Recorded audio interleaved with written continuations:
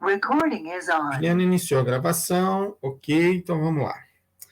É o seguinte, já vou compartilhar a tela com vocês aqui, tá? Tá. Fiz aqui ainda, vou continuar naquele modelo de slides. Compartilhar.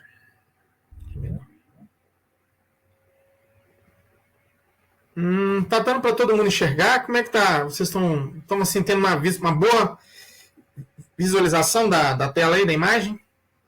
Então, assim, na aula passada, né, a gente deu início aqui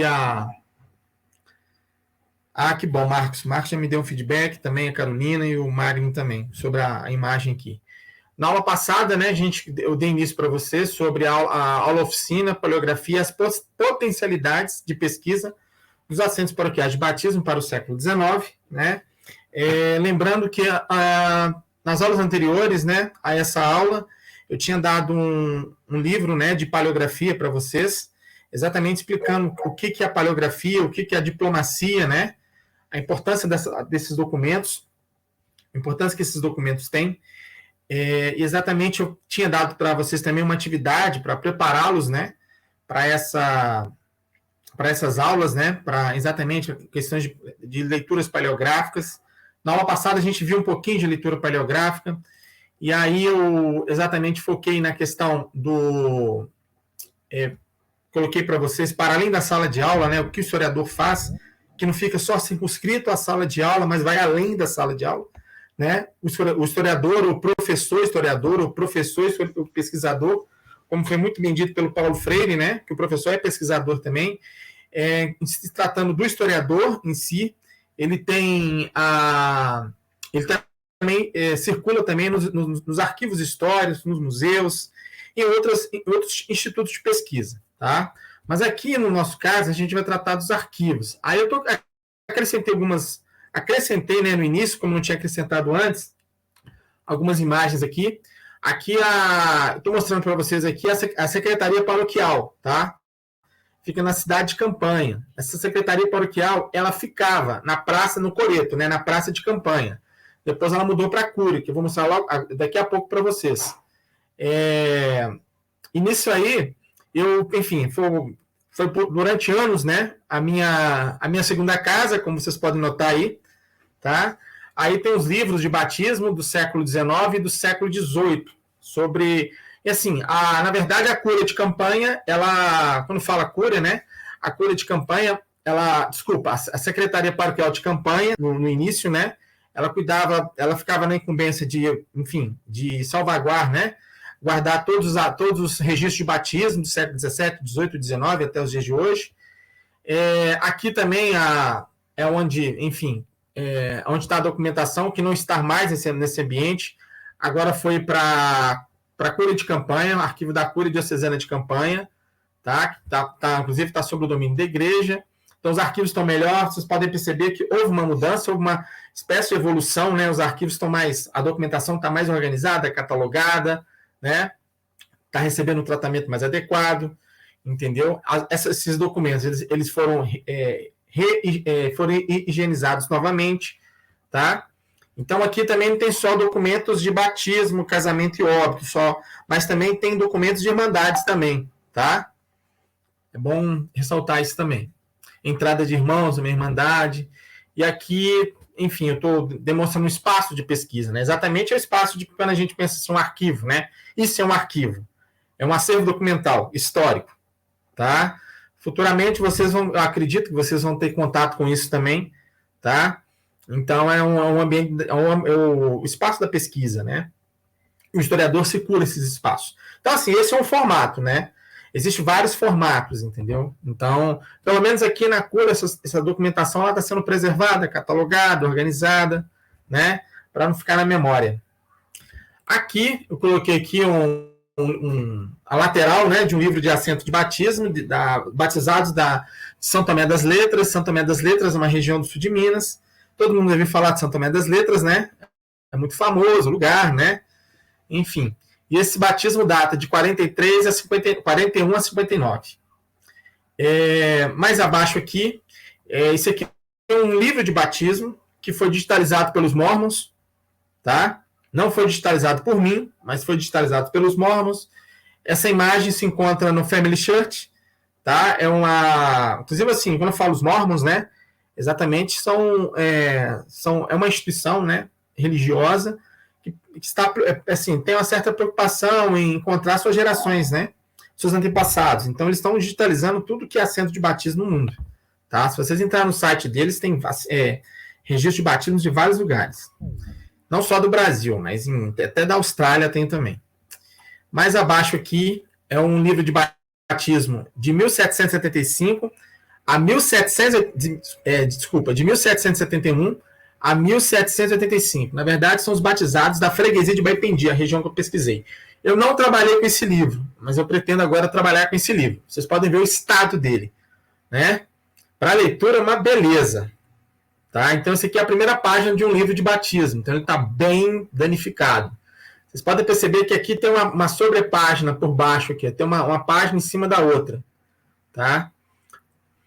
Enfim, aqui para você assim, decifrar essas letras, né, isso requer muita transcrição, muito treinamento, muita disciplina também, né?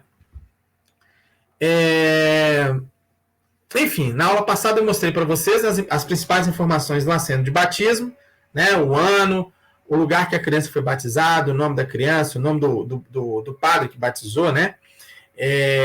O nome dos pais, o nome do padrinho, né, que vem mais aqui abaixo, que eu fiz uma seta. Só fazendo um resumo, tá, gente?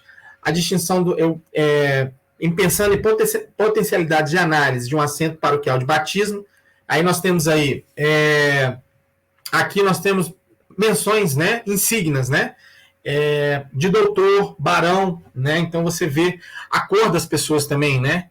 Aqui também a gente está falando da legitimidade de uma criança, né? Se ela é filha de pais, etc, etc. E da condição jurídica também, ok? Se é escravo, não é? Se é livre, ok? E aqui eu tinha me explicado, né? Ele é filho de um doutor, e aqui é um batismo por procuração, né? Os barões, o barão e a baronesa de Rio Preto não compareceu à cerimônia do batismo, mas mandou alguém ir por eles, né? Então, você percebe a importância que essa pessoa tem, né, o que o pai da criança tem na região, a importância social dele. Aí eu tinha explicado para vocês, batismo em casa, né, que batizei solenemente, né, um batismo realizado na casa, próximo quando eu falo casa, provavelmente deve ter um oratório, né, que se batiza crianças assim. Isso ocorre muito nas grandes fazendas que eu pesquisei, e você tem capelas na fazenda, mas como você tem oratórios na fazenda também. E são realizados batismo e casamento nesses oratórios. Aqui eu mostrei para vocês um batismo que foi extraviado, né? Que a folha se perdeu no livro, né? Então teve que não rebatizar, mas teve que relocar essa folha nos livros subsequentes, ok? Alforria na pia, eu mostrei para vocês, com paternidade declarada ainda, né? Alforria na pia, quando o escravo, né, o inocente, né, o recém-nascido, ele já é alforriado, né? Então, ele já, quando ele passa pelo rito de passagem do batismo, então ele já recebe a alforria, né? Quando ele recebe os santos óleos, em seguida ele já nasce livre, né? Nasce livre assim, ele não nasce livre, né? Mas ele vai se tornar livre a partir do momento que ele, após o batizado. Okay? E aí eu mostrei para vocês na aula passada que aqui nós constatei, né, o pai da criança, né? É muito raro aparecer, né? É muito quando tem uma alforria na pia, é muito raro aparecer o pai a declaração de paternidade. Vamos lá. Eu expliquei para vocês, só um minuto. Eu expliquei para vocês que aí aqui, ó, por exemplo, aqui já é uma documentação que eu não tinha mostrado na aula passada, tá? Como eu expliquei para vocês no início da aula passada, né? O batismo é um rito de passagem, né? Na verdade, o batismo ele serve para purificar o pecado original, que é lá do Jardim do Éden, de Adão e Eva. A criança recém-nascida, ela tem que ser batizada ao nascer, após 7 ou 8 dias, ela tem que ser batizada, ela não pode deixar de ser batizada A gente está analisando uma sociedade bastante católica, que aprecia e preza muito o sacramento o sacramento da Igreja Católica, tá? Então, assim, eu estou explicando para vocês a mentalidade dessa sociedade, né? E a função espiritual e social que o batismo tem, tá? O próprio batismo, quando fala em termos espirituais, é que eu estou falando, né? A criança não pode ser purificação do pecado. O batismo é isso. O santos óleos é exatamente para purificar, entendeu? Então, e aí eu estou mostrando para vocês aqui um batismo coletivo, né? Porque, assim, o batismo ele é muito assim, personalizado e individualizado. Então, cada um tem existe uma cerimônia para cada criança, né? Nesse caso aqui, nós tivemos cerimônias para várias crianças de uma fazenda. Tem situações que o padre vai a uma fazenda onde há muitos escravos, né? Isso acontecia muito nas fazendas, nas megas propriedades de café, né? Do Vale do Paraíba Paulista, que o senhor chamava um padre lá, e lembrando que padre era algo muito escasso nessa sociedade. Então, quando um padre na fazenda aproveitava, batizava todo mundo. E casava todo mundo também. Você tem, assim, até muitos casamentos coletivos de escravos e muito batismo coletivo de escravo também. Entendeu? Então, isso era muito comum, sabe? Um padre fazer uma visita a uma fazenda para batizar os escravos. Em várias situações, os senhores levavam os seus escravos à matriz para ser batizado. Entendeu? Ou levavam os seus escravos à matriz, onde o pároco ficava, né? Para casarem também. E eram casamentos coletivos. Mas quando o padre, aqui no caso aqui, tá? Eu vou ler para vocês, e aí eu vou aqui lendo e fazendo até uma descrição paleográfica da documentação também. Aí fala assim, ó, aos 25 do dia, aos 25, tá? Que é 20, ok? Aos 25 do dia do mês de setembro, olha aqui setembro, olha o S aqui, ó, tá vendo? Esse aqui é um T, né? É M, de setembro, de 1800, peraí, só um minuto, que eu também tô, de 1833, né? Fiz na capela de São... Aqui, ó, capela, tá? 2L aqui também. Na capela do Favacho, tá? A capela do Favacho ficava dentro da fazenda do Favacho. Era uma enorme propriedade que tinha no sul de Minas, na região de São Tomé das Letras. Era tão imensa a terra, né? Que ela até batizei e pus os santos óleos. Aos filhos, né? Aos filhos de Antônio. Aqui Antônio aqui em cima, tá?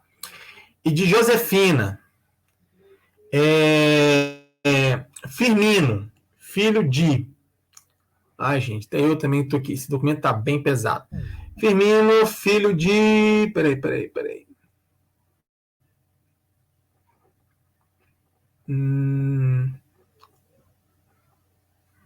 Não sei aqui, mas aqui e de Margarida, né? Se escreve filho de pais legítimos.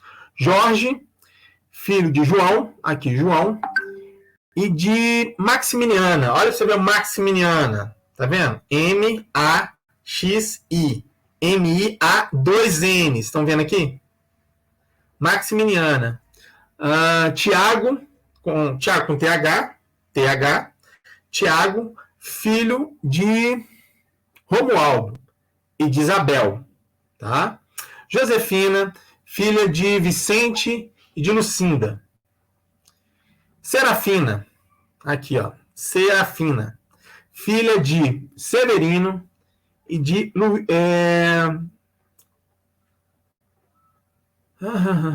sei o que é isso aqui, peraí. Zana, não. Matilde, filha de Mariano e de Emericiana, né? E aqui você tem a sequência. Inácio, né? Ana, filha de Inácio e de Luiz. Escravos todos do coronel João Pedro Diniz Junqueira, coronel, né? Então, assim, não confunda coronel, né, que vocês já conhecem aí, né, com o coronel desse período. Aqui o coronel é uma referência a um título militar, tá? Mas no caso do coronel também está muito associado à notoriedade, ao prestígio que o cara tem na região, tá? Ao respeito que ele tem também, entendeu? Mas ele faz parte de uma corporação militar, né? Ele está também a serviço do Império do Brasil, tá? Foram padrinhos Raimundo José Rodrigues e Antônia Maria Luísa, tá? Os padrinhos aqui desses escravos são pessoas livres, ok? E aqui é o padre coadjudor, que é Julião Carlos Rangel da Silva. O SA aqui, ele está abreviado, Silva, aparece muito na documentação.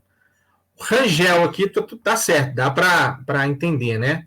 O Carlos aqui, esse aqui, na verdade é um S, mas está com cara de Z, tá? Mas é um S, ok? Vocês devem, quem tiver interesse no futuro, vai exatamente perceber que o S é muito parecido com o Z aqui na documentação. O coadjudor aqui está abreviado também, tá? Dando sequência. Vamos pegar um acento mais... aqui é o batismo de africanos, tá? Por exemplo, eu tenho 11 mil, eu consegui alimentar no banco de dados 11 mil assentos de batismo, né? Contando mais uns 10 mil que eu tinha, dá mais ou menos 21 mil assentos de batismo que eu tenho no banco de dados. Eu só encontrei 34 casos que são batismo de africanos, tá? Vamos lá. Aos 3 dias do mês de novembro, aqui, ó, do mês aqui tá agarrado, né? De novembro de 1803, nessa matriz de Nossa Senhora de Monserrate, de Baipendi, batizei e pus os santos olhos a Luís, quer dizer, não é só um batismo, na verdade é outro batismo coletivo, né? Que são vários africanos. Luís, Faustino, Alexandre e Sebastião. Olha aqui o Sebastião, é bem complicado de ler, né? Sebastião, isso aqui é um S, tá? É um B-A, tá? T-I, A-O-T-U. Adultos de Guiné. Lembrando que Guiné, tá? Talvez eles não sejam da região de Guiné, mas Guiné é uma procedência, pode ser o porto de embarque. Então, esses africanos aqui, eles não foram batizados na África. Eles foram batizados na região. Eles vieram para cá como pecadores, eles atravessaram o Atlântico sem serem purificados pelo batismo. Ficou claro isso? Escravos do sargento major João Evangelista de Souza Guerra. Os padrinhos Antônio Escravo também do mesmo, tá? E para constar, fez esse assento e pronto. Então veja bem, o Antônio aqui, tá? Nesse assento de batismo, nesse caso aqui, ele pode ser um escravo intermediário da fazenda, tá? Provavelmente esse Antônio aqui é exatamente aquele escravo que recepciona os recém-chegados, tá? Talvez é o escravo que fica naquela incumbência de contribuir para a adaptação desses escravos em uma nova região, tá? E o Antônio aqui, provavelmente, ele foi... Eu vou até dar continuidade na história do Antônio. Provavelmente aqui o Antônio era um escravo de prestígio na senzala. É até estranho falar isso, de prestígio na senzala, né? Lembrando, tá, gente, que, assim, eu vou tocar em assuntos, mas eu nem deveria estar falando agora para não queimar a etapa. Mas, assim, lembrando que existia uma hierarquia interna dentro da senzala. Os escravos se distinguiam também. Pelo fato de eles pertencerem à mesma condição jurídica, não significa que eles são iguais. Entendeu? É a mesma coisa, a gente tratar da camada, né, das pessoas, assim, dos grupos subalternos da sociedade. Pelo fato de pessoas pertencerem a algum grupo subalterno da sociedade, não significa que eles são iguais. Existe hierarquia entre eles. Tá? Esse Antônio aí, provavelmente, eu falo até com muita segurança, era um escravo muito bem posicionado numa hierarquia do cativeiro, tá? Era um conhecedor ali da fazenda, dos códigos morais da fazenda, como funcionava a coisa, né? E vamos lá.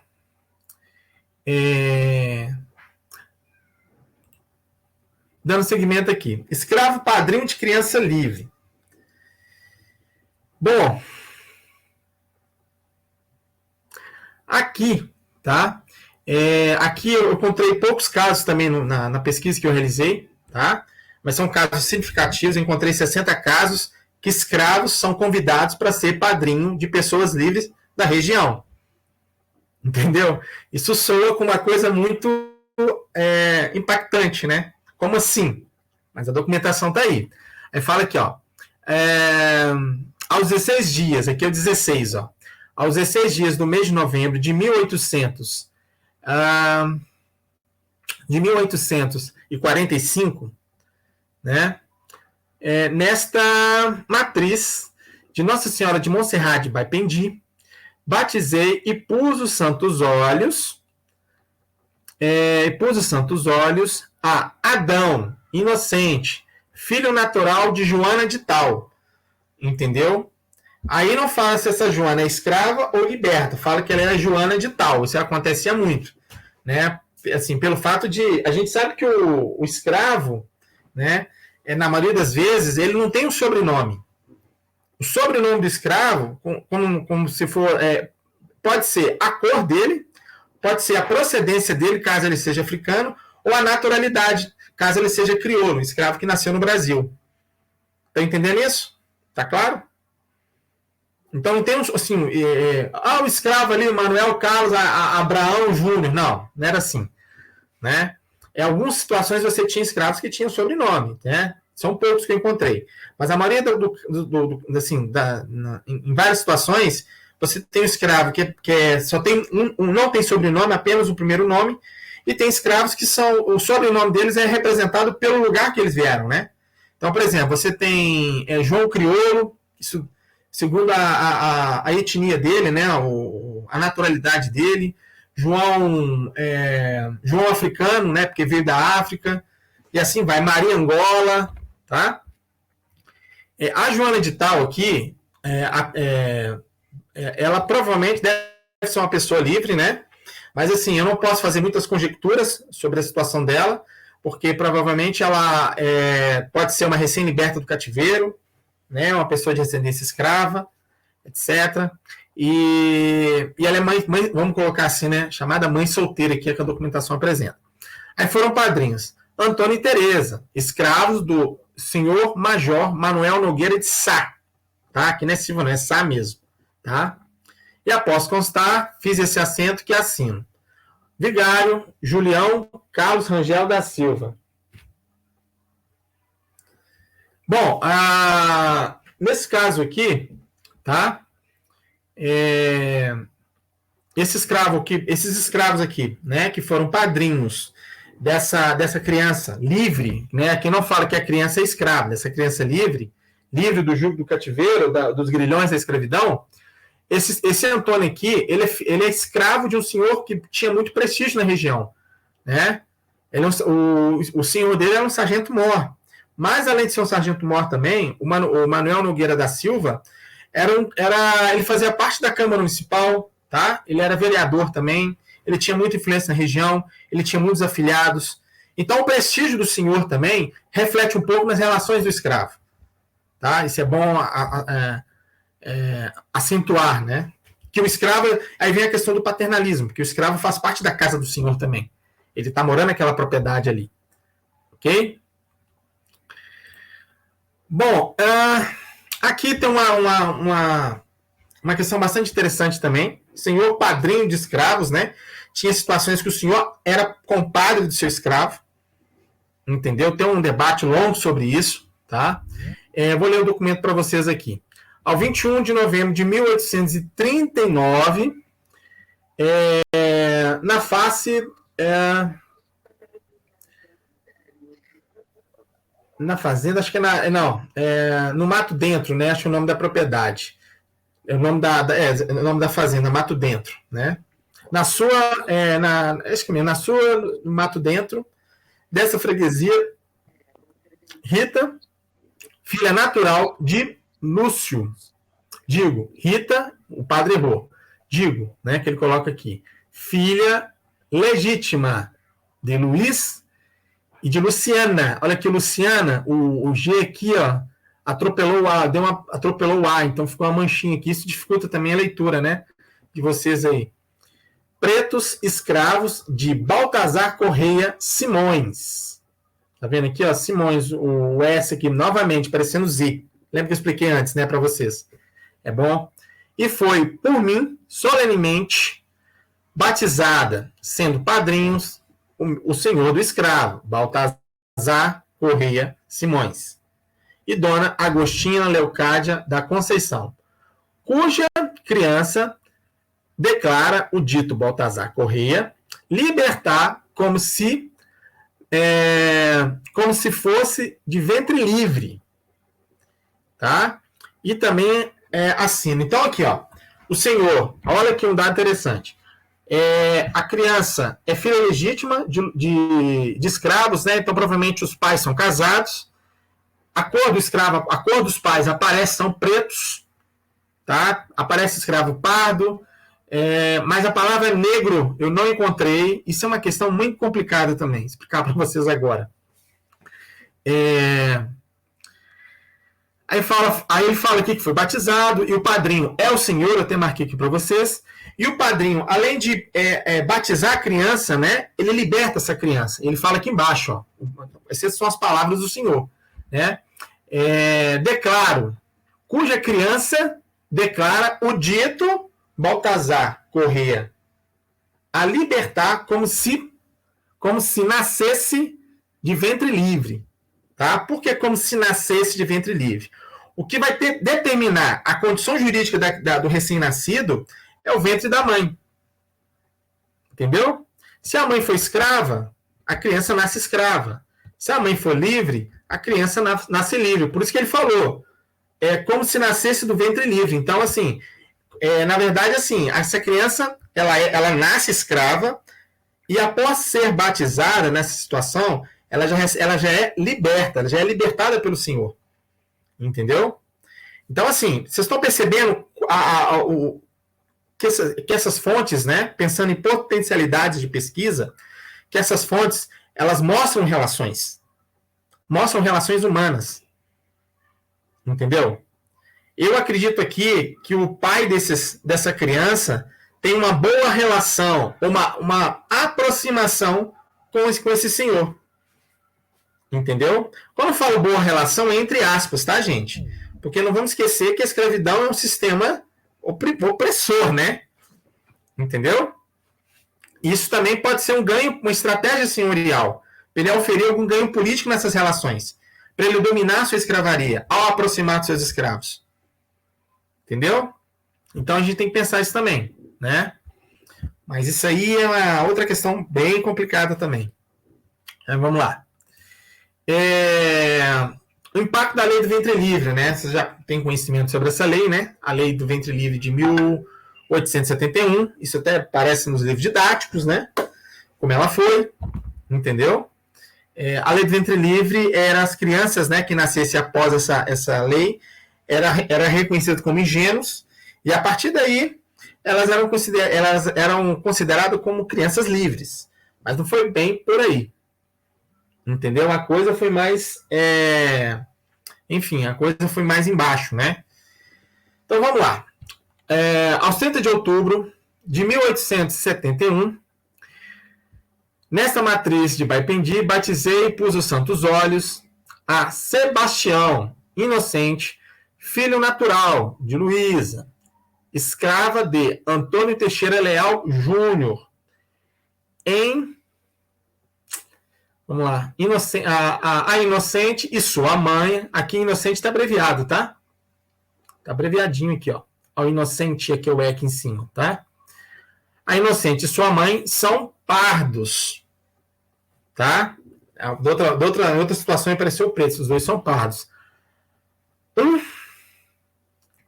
Um nascerá 18 de setembro do corrente ano, nas águas de Caxambu, que é uma região que pertence a Baipendi, dessa paróquia. E são testemunhas deste nascimento Antônio Pinto de Aguiar e Joaquim Monteiro de Azevedo, né? e são testemunhas, né, desse nascimento. Exatamente, aqui estão pensando exatamente no impacto da lei do ventre livre. Tá? Essa criança aqui, ela nasceu antes do dia 28 de setembro. Então, por isso que o Senhor aqui, para não perder a propriedade, lembrando que o assento de batismo ele serve também para comprovar para comprovar a propriedade, né? Que o escravo é uma propriedade. Então, assim, o grau de pertencimento do escravo pode ser comprovado pelo assento de batismo. Porque no assento de batismo diz que determinada pessoa é escravo de alguém. Entendeu? Então, assim, tem situações que o cara fala, ele não é meu senhor, eu não sou escravo dele, mas o assento de batismo prova isso. Ok? Então, aqui os senhores aqui já estão preocupados com os efeitos dessa lei. Tá? Então, o senhor está dizendo o seguinte, que essa criança, ela não foi ele quis ratificar aqui, com testemunhas ainda, que essa criança ela foi batizada antes do dia 29 de setembro. Tá? Porque tinha várias situações aí que os senhores manipulavam as coisas, né, para não perder seus escravos, com os impactos dessa lei. Aí tem aqui, ó, são testemunhas nesse nascimento, Antônio Pinto de Aguiar e Joaquim Monteiro de Azevedo, Mora, que assinaram este termo, tendo prestado, aqui, juramento de verdade. Olha como é que a verdade está bem, a palavra está bem detonada aqui, né? Verdade em minhas mãos. Então, um aperto de mão, né? Não foi uma coisa muito ligada à escrita, mas foi mais na oralidade, né? Foram padrinhos Antônio e Luciana, escravos de Alexandre Teixeira Leal, deve ser parente do senhor. Para constar, fiz esse assento que assino. Vigário Marcos Pereira Gomes Nogueira. Nogueira aqui também, o ar está abreviado também. E o nome das testemunhas segue embaixo, tá? Antônio Pinto de Aguiar e Joaquim Monteiro. Tá aqui. Onde que tá aqui? Cadê? E Joaquim Monteiro de Azevedo. Azevedo está abreviado aqui também. Tem uma assinatura dele aqui na frente. Tá? Dando sequência, né? Aqui tem um batismo em perigo de vida. Tá? Aos 3 de outubro de 1885. Isso aqui tá molinho de ler. Na capela de Nossa Senhora dos Remédios, NS aqui, abreviado, Nossa Senhora, né? Nossa Senhora dos Remédios, do Caxambu, de minha licença, o reverendo José Joaquim Correia, de Almeida abreviada, ALMDA aqui em cima, então tem uma abreviação de Almeida aqui. De Barbacena, tá? Não é um padre de uma outra região. Pôs o santo os olhos com as demais cerimônias, tá vendo? Do batismo solenemente, a Heráclito, nascido ao 1º de outubro de 1873, na freguesia de Nossa Senhora da Glória, cidade de Valença, Rio de Janeiro, e batizado em perigo de vida, tá? Pelo reverendo vigário da Paraíba do Sul, cônego Inácio Félix de Alvarenga Salles, filho legítimo de Policarpo Rois Viotti e de Dona Ambrosina de Magalhães Viotti. Ambos a imposição dos santos olhos de Francisco Rois Viotti, nessa freguesia, que, para constar, fiz esse assento. Aqui, nesse caso, a criança faleceu. Mas antes dela falecer, né, ela teve seu pecado original purgado pelo batismo. É por isso que há essa pressa de batizar uma criança, entendeu? No tempo de 7 a 8 dias. Ela não morrer pagã. Vocês estão percebendo a mentalidade católica, como é que ela é muito forte nessa época? Entendeu? Assim, eu estou explicando para vocês ver o que a gente pode tirar desse documento. Né? O doutor Francisco Rois Viotti é muito conhecido na região, um grande senhor de escravo também, e ele é formado em medicina também. Tá? Percebe a quantidade de pessoas envolvidas nisso, percebe como parece regiões aí, né? Nós estamos falando de Valença, que fica na Paraíba do Sul, tá? Fica no Rio de Janeiro, que é o Vale Fluminense, entendeu?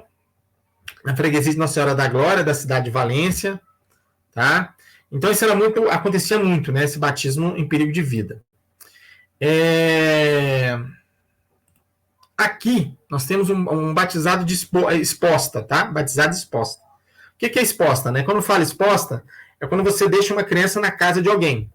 Isso acontecia muito. Inclusive, tem a chamada roda dos enjeitados. Então, assim, a prefeitura fazia muito isso, né? A Câmara Municipal de determinadas regiões. As pessoas não tinham condições de criar, então deixava a criança em porta de alguém. E um cara que é um católico, etc, etc, moralmente ele acabava cuidando. Então, aqui, ó. Aos 30 de março de 1849, nessa matriz de Baipendi, batizei e pus os santos óleos, a Mariana, inocente, eu marquei aqui, exposta, em casa de João Manso. Foram padrinhos Fortunato, José, aqui o José abreviado, o J com E lá em cima, tá vendo aqui? E Santa Ana, né? Aqui, Santa Ana, exatamente é uma madrinha espiritual, não é uma madrinha carnal, não. Entendeu? Provavelmente é devoção a Santa Ana, né? E Ana de Paula Nogueira, tá? Aqui até um acréscimo, né? Gente, desculpa, fiz uma leitura errada, mas acontece também padrinhos espirituais também. Aqui é Fortunato José de Santa Ana, tá? O nome do cara, o sobrenome dele. E Ana Paula Nogueira abreviado aqui também. Para constar, fiz esse acento. Então, aí vocês podem observar a questão das crianças expostas, né? Em casas, acontecia isso muito também. E isso era registrado no batismo. Na maioria das vezes, as crianças expostas, o padrinho dessas crianças era exatamente o pai, o chefe da família, né? Que era um padrinho de crianças expostas. Para finalizar, tem o último aqui, né? Filho sacrilego. O que é filho sacrilego? É filho de padre. Entendeu? Filho de padre. Tá? Eu fui cruzando os documentos e descobri que o pai da criança é padre. Tá? E olha aqui, ó, tem muita pesquisa sobre isso, tá, gente? Muito trabalho sobre isso. Né? Padres que constituíram famílias. Tá? Tem nada a ver. A pessoa é protestante, não, nada disso. São padres mesmo, né? Pertencente à Igreja Católica. Então, olha aqui, uma prova. Aos 15 de outubro, tá? 15 de outubro de 1849, olha o 9 aqui no cantinho, tá, gente? Nessa matriz, Baipendi, batizei e pus os santos, STEOS aqui, abreviado, olhos, a Antônio, inocente, filho legítimo, o Antônio abreviado aqui, a N e o TO em cima. Filho legítimo de Antônio Gomes Nogueira Freire, é o padre da região, tá?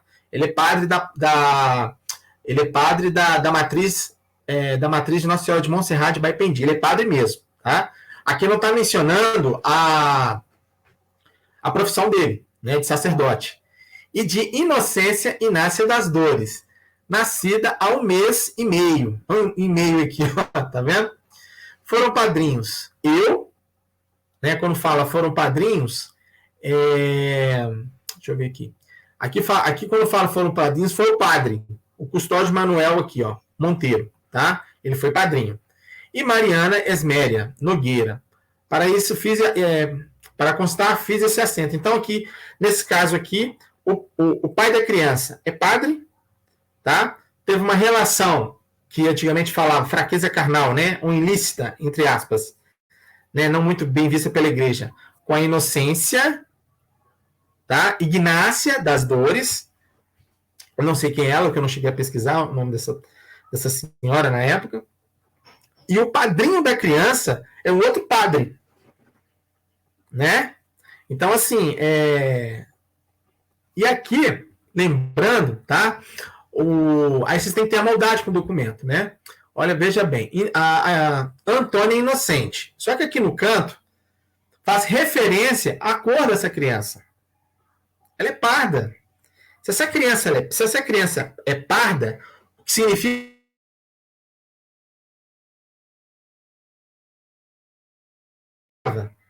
em resumo, o padre Antônio Gomes Nogueira Freire, né, tomara que ele não me escute agora, não me condene, né, se ele estiver em algum lugar, o padre teve uma relação, um intercurso sexual, como estou falando vocabulário de época, né? Uma relação, uma fraqueza carnal com uma pessoa ou era escrava ou de ascendência escrava. Entendeu? A questão, né? Tem vários casos assim. De todos os documentos que eu pesquisei, tá? Dos 20 mil, mais de 20 mil assentos que eu pesquisei, né, em banco de dados que eu alimentei, esse foi o único caso que eu encontrei. Tá? No qual de filho sacrilego. Tá? Filho sacrilego, fala leigo, né? Na palavra leigo também, né? Sacerdote e leigo, né? A mistura das duas coisas. Entendeu? Então, esse foi o único caso que eu encontrei. Né? De todos os casos que eu pesquisei, esse foi o único. Tá? Bom.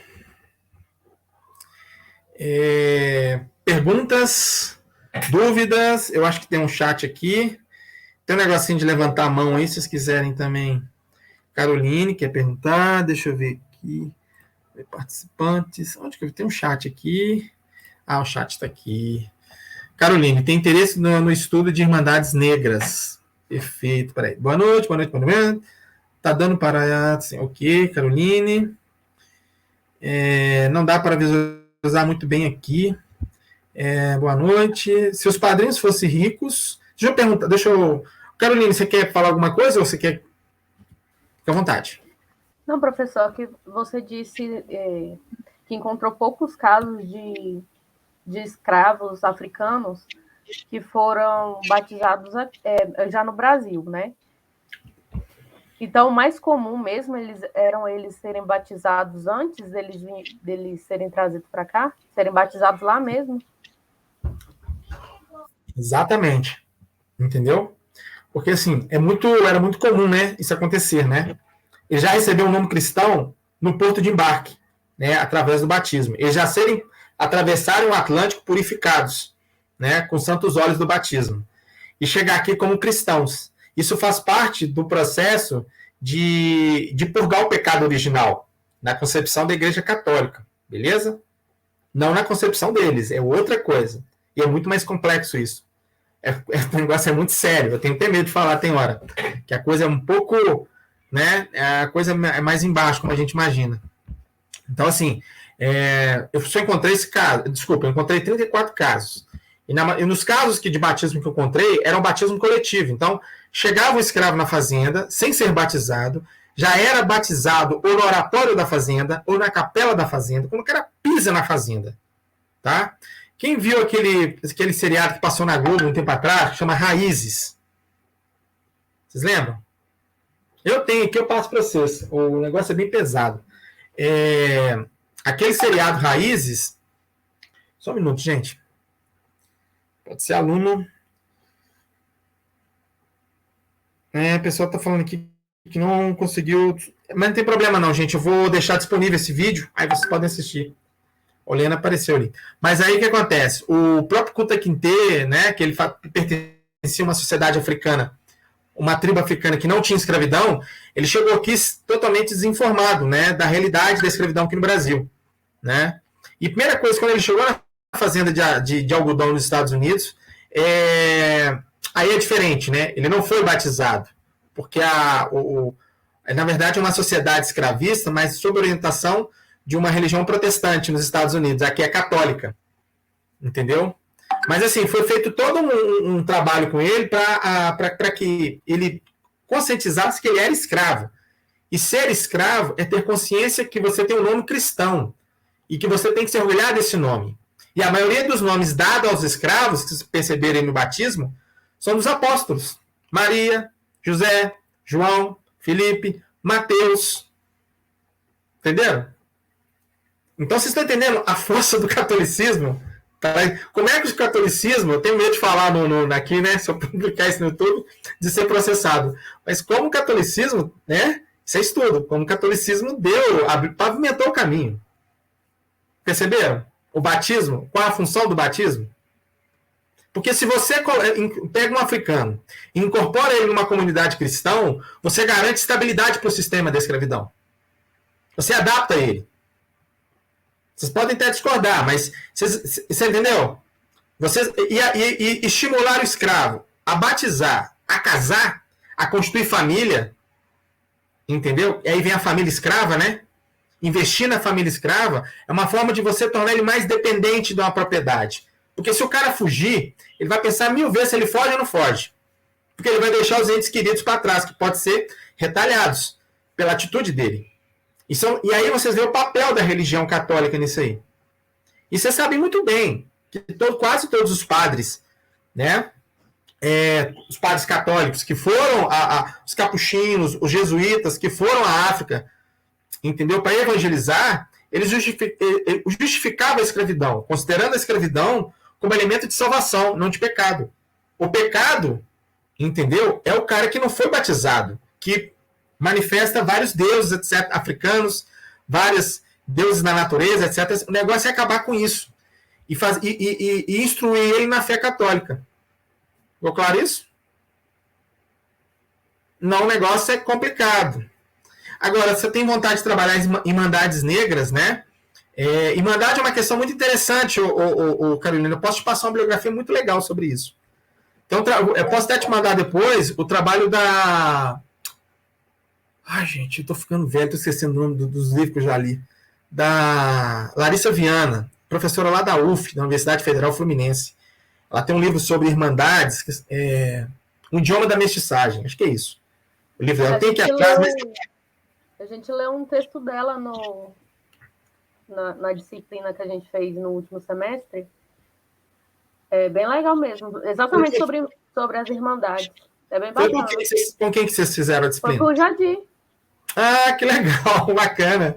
Muito bom. Legal. Ah, sim, ele deu para você uma disciplina sobre ética e racial, foi bem bacana mesmo. Que bom. Também. Tem um livro dela que chama Idioma da Mestiçagem, ela fala das irmandades de pardos e das irmandades de mulatos. Tem a irmandade de pardo no Rio de Janeiro, entendeu? E a irmandade de pardo não aceita mulato. Olha para você ver. Não aceita mulato, porque mulato é pagão, sabe? É algo degenerativo, entendeu? Então, é depreciativo. Então, a Irmandade de Pardo só aceita pardo. Então, você vê como é que os pardos dessas irmandades já estão dentro de uma comunidade cristã estabelecidos aí. Entendeu? Tem o trabalho da Marisa Correia de Carvalho, que chama... Gente, esqueci o nome dela de novo. De um maqui, de um preto forro de maqui, um africano que vem para cá, que funda uma irmandade, cria estatutos católicos para essa irmandade. Interessante isso. Eu posso te passar depois também. Mas é isso. Entendeu? Beleza? Deixa eu ver aqui as perguntas no chat. Mas eu posso ter mais coisa, Carolina, muita coisa sobre irmandade. Entendeu? Porque, assim, tem que tomar cuidado que fala irmandades negras, tem que tomar cuidado com a coisa genérica. Não existe, entendeu? Porque em determinada região que você for pesquisar, não existe irmandades negras. Mas existe irmandade dos homens pretos, existe irmandade dos pardos, entendeu? Porque essa questão, irmandades negras, pode ser um conceito de hoje, não para aquela época. Então tem que tomar... Depois eu posso até conversar contigo sobre isso, a gente pode trocar ideia. Seria legal, professor. A gente agradece. Que isso. Oleane, boa noite, Oleane. Se os padrinhos fossem ricos e a criança fosse pobre, essa criança ganhava algum status? Sim. Mesmo sendo pobre, se fosse negra, sim, com certeza. Né? Isso acontecia muito, com muita frequência. Entendeu? Primeiro, a gente tem que, quando uma pessoa rica apadrinha uma criança escrava, a gente tem que entender que é uma sociedade católica. E recusar um convite de batismo é uma coisa muito séria. Entendeu? Você tem que cumprir com as suas funções católicas. Você é católico. Tá? E sim, isso dava um certo reconhecimento para os pais, para a criança e para os pais dela, no interior do grupo que eles pertencem, né? Lá na Cesara que eles pertencem. Eles ficam até distintos dos outros. Entendeu? Isso acontecia. E os padrinhos da criança negra, quem escolhia? Eram os donos? Sim. É uma questão que eu sempre trato, né? Essa questão do escravo, fala assim, eu quero que aquele cara me apadrinhe. Não era assim. Entendeu?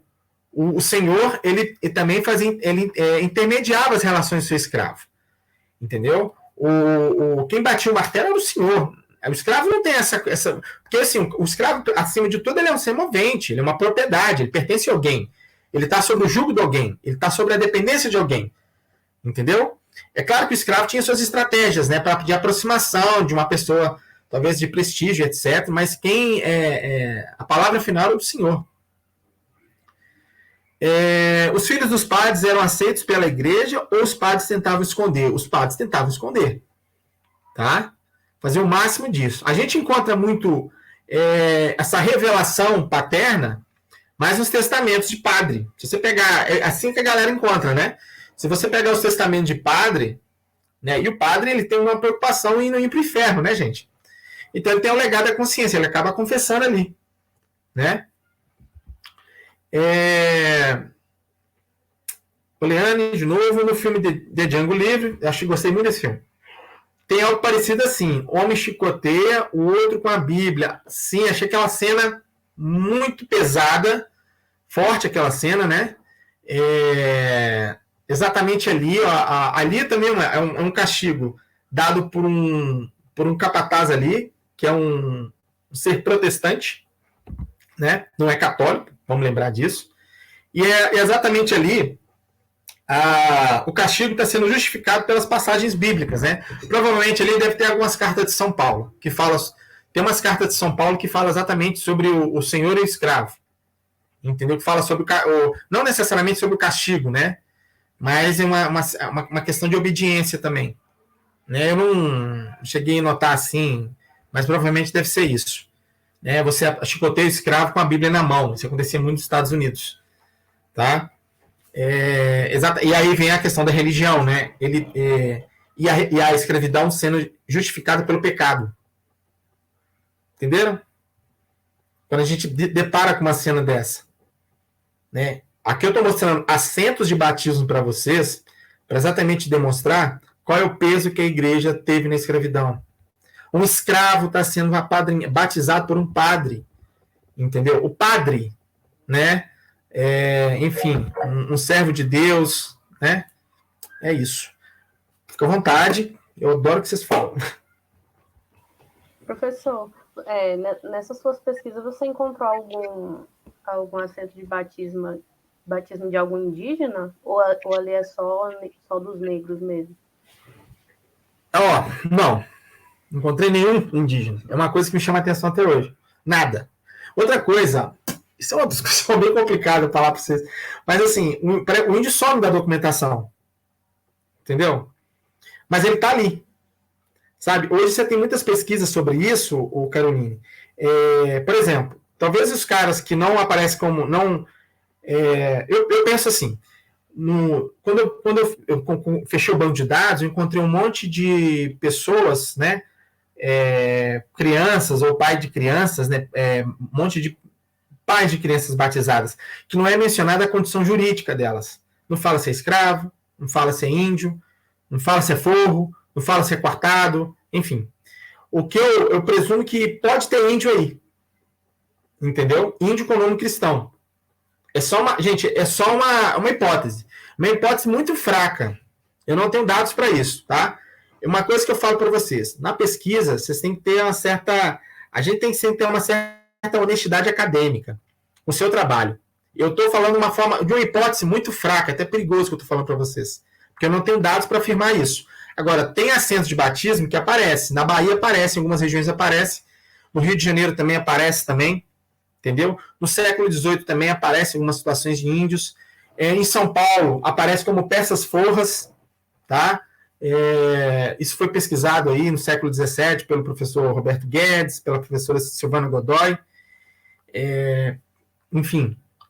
E aí você tem o diretório, né, de 1755, que aí, em termos oficiais, né, entre aspas, o índio ele não pode ser escravizado, entendeu? Mas não aparece. Agora, nas listas nominativas, aparece um termo lá que eu não consigo desvender até hoje, que chama branco da terra. Aí sim, eu acho que é índio. Branco da terra. Entendeu? Eu acho. É uma hipótese. Eu acho. Entendeu? Eu não consigo... Eu vejo vocabulário de época, que é importante vocês também estar ligado em vocabulário de época. É o Rafael Bluton, tá?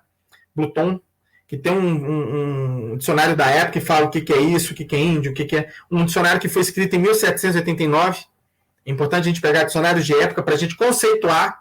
É o que eu falei com a Carolina, irmandades negras, eu vejo muito isso, né? É um termo muito genérico e é mais contemporâneo do que aquela época. Né? Então você tem uma multiplicidade de irmandade. Irmandade dos homens brancos, irmandade dos pretos do Rosário e assim vai. O trabalho da Larissa faz isso, da Larissa Viana. Entendeu?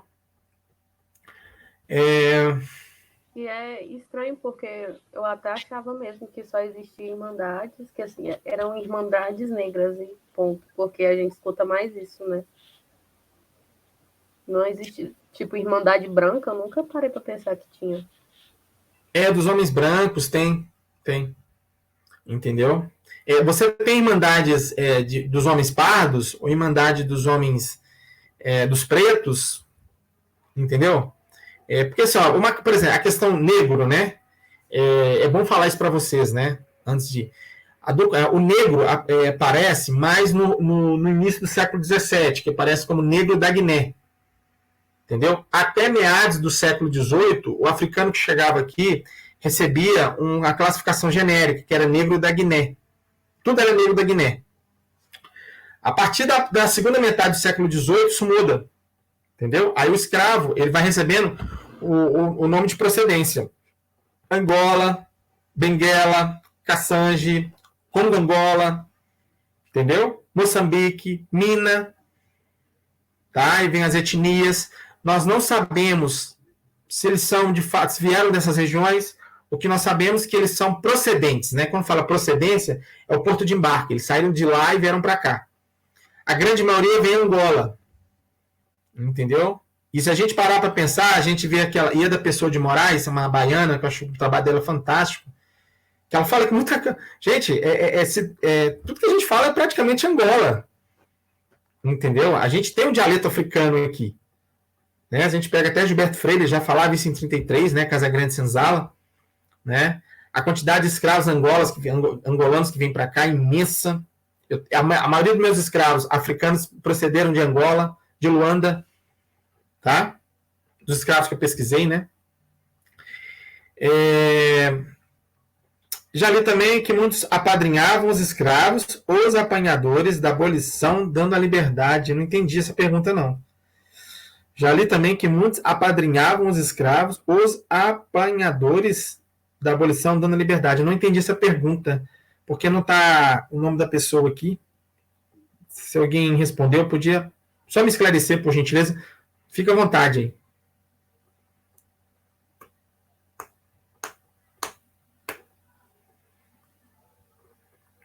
Quem é o dono da pergunta? Eu acho que ele quer dizer ali apoiadores da abolição, não? Apoiador.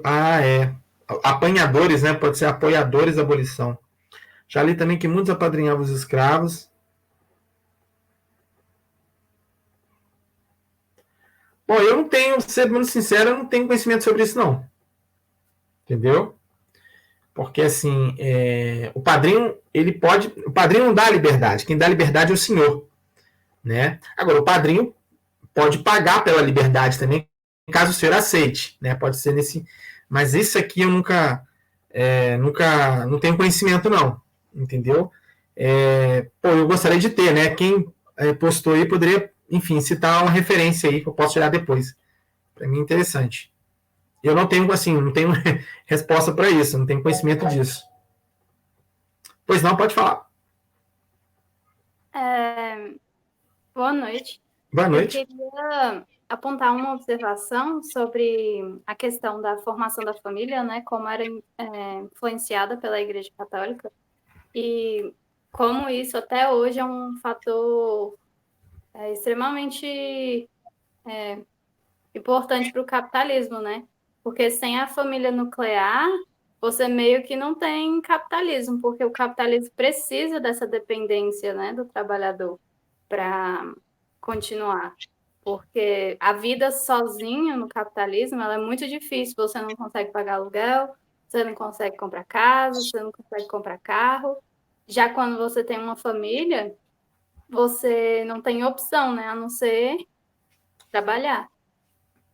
É interessante como uma coisa tão simples, né, prevaleceu no capitalismo durante tanto tempo. Então, a gente tem que pensar isso para hoje, né? Quando a gente fala capitalismo no Brasil, né? Quando a gente fala capitalismo no Brasil, um país ainda que é muito agrário e arcaico, é um pouco complicado, mas tem capitalismo no Brasil, não estou negando isso não, né? E a gente é praticamente escravo do capitalismo estrangeiro, não precisa, enfim. Bom, mas em termos de família, né? Para a sociedade que eu estou apresentando para vocês, aí já é um outro tipo de análise, né? A família, como eu expliquei, né? Exatamente, ela tem uma certa importância aí, né? Principalmente a família na escravidão, porque a família na escravidão, a família escrava, né? Ela acaba, enfim, tornando o escravo mais refém do sistema, entendeu? Seus laços familiares, seus laços de compadrio, e assim vai. Agora, de uma maneira geral, a família aí, né? Para a sociedade que a gente está pesquisando, que é o século XIX, ela dita padrões,